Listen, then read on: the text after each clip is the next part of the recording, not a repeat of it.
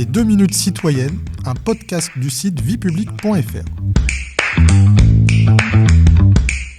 Bonjour, je suis Bertrand, rédacteur pour viepublique.fr et je vais vous expliquer en quoi consiste la liberté d'opinion.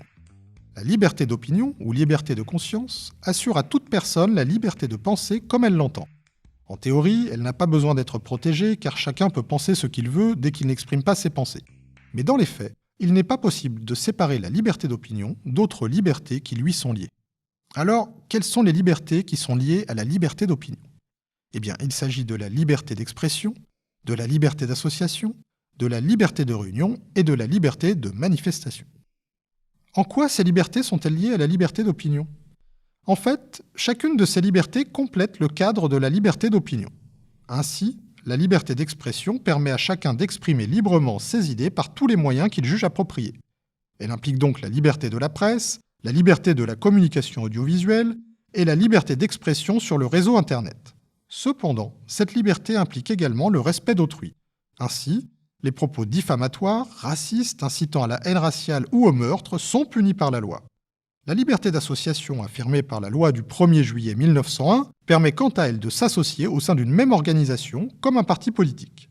La liberté de réunion permet à plusieurs personnes de se réunir pour partager des idées ou soutenir une cause. Enfin, la liberté de manifestation autorise des personnes soutenant une cause ou une opinion à l'exprimer dans la rue. Cette liberté s'accompagne nécessairement de limites afin de protéger l'ordre public. Et quelle est l'origine de la liberté d'opinion ? En fait, la liberté d'opinion a été affirmée solennellement au moment de la Révolution française, à travers la Déclaration des droits de l'homme et du citoyen du 26 août 1789. La liberté d'opinion signifie que toute personne est libre d'affirmer des opinions contraires à celles de la majorité et de les exprimer.